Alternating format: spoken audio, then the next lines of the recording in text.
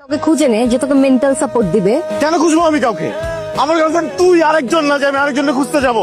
তোর জন্য এই প্রবলেমে পড়ছে। কই আমাকে হেল্প করবি, আমার সাপোর্ট হবি, এখন এই ধরনের কাজ করতেছিস তুই। একটা মেয়ে যদি চায় না একটা ছেলেকে অনেক উপর উঠাইতে পারে, আবার ওই মেয়ে যদি চায় না ওই ছেলে একদম তলায় দেয়, আমার তলায় দিস না প্লিজ। আগে সময় দিতি না, এখন কিভাবে কথা বলতে হয় সেটাও জানিস না। আমার হয়তো এই রিলেশনশিপ থেকে ব্রেক নেওয়া দরকার। যা, যে বিহেভিয়ার শিখে আয়, তারপরে আয়, বুঝছিস? আমাদের ব্রেক নেওয়া উচিত না, আমাদের ব্রেকআপ করে ফেলা উচিত। তোর আমার এই সম্পর্ক ব্রেকআপ। যাতে ফিউচারে যে আপনার লাইন ঘাট ইজি হয়ে যায়। না না, বিষয়টা একদমই তা না। আপনি অনেক ভালো মনের একজন মানুষ, আর আমি চাই এমন ভালো মনের একজন মানুষের সাথে আমার বন্ধুত্বটা থাকুক। আচ্ছা, আমাকে একটু সময় দিন, আমি ভেবে দেখবো। ঠিক আছে, টেক ইউর টাইম। বাট আমি আজকে আপনাকে একটা কথা বলতে চাই। সঞ্জু আপনার বয়ফ্রেন্ড, রাইট? আপনি সঞ্জুকে কিভাবে ছিলেন? কিছুদিন আগে ফেসবুকে আমি একটা পোস্ট দেখি, ওরা রিলেশনশিপ ডেভেলপমেন্টে কাজ করে, মানে কন্ট্রাক্ট রিলেশনশিপে কাজ করে। আমি হয়তো আরো কিছু কথা বললে আপনার বিষয়টা ক্লিয়ার হয়ে যাবে। আমি সঞ্জু, মানে আপনার যিনি বয়ফ্রেন্ড, তাকে আমি আপনার ছবিটা দেখাই। দেখানোর পর আমি ওকে বলি যে আমি এই মেয়েটার সাথে প্রেম করতে চাই, আই লাভ হার, এন্ড আমি এই মেয়েটাকে বিয়ে করতে চাই। আমি জানি সঞ্জু আপনার বয়ফ্রেন্ড, সঞ্জু আমাকে কোনোভাবেই এটা ডিনাই করে না, ও বিষয়টাকে আরো একসেপ্ট করে নেয়। ও বলে যে টাকার বিনিময়ে আমি আসলে এই ধরনের কাজ করে থাকি, সো আমি টাকার জন্য এটা করব।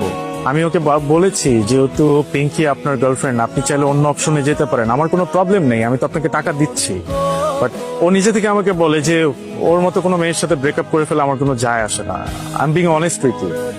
ও আসলে আমার থেকে খুব বড় একটা অ্যামাউন্ট চার্জ করে। সো আমি যেহেতু আপনাকে পছন্দ করতাম বা ভালোবাসতাম, সো সেই জায়গা থেকে ও যখন বলেছে he can do it, so আমি আর আসলে বিষয়টাকে না, আমি এটার জন্য সরি ফিল করি। না না না, বলেন না, কি জানি বললেন সেদিন?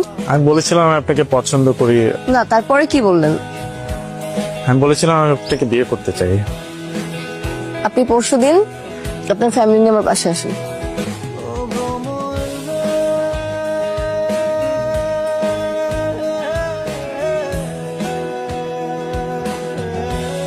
হ্যালো, কই তুই? এক জায়গায় দাওয়াত খাইতে আসছিলাম, হঠাৎ করে রায়া একটু অসুস্থ হয়ে পড়ছে। পেমেন্টটা তো পুরোটা পাইছিলি নাকি? অ্যাডভান্সই পেয়ে যাওয়ার কথা, রাইট? বাট আমার তোর সাথে একটা কথা ছিল। ও একটা না, দুইটা থাপ্পড় ডিজার্ভ করে। একটা হইতেছে ওর ভাস্তির কসম খেয়ে চুপচাপ ছিল, আর আরেকটা হইতেছে আজকে বিয়েতে কোনো সিনকেট হবে এইটা ভাবে ও এখনো চুপচাপ আছে। ভাইয়া, আপনি জানেন না ও কি করছে?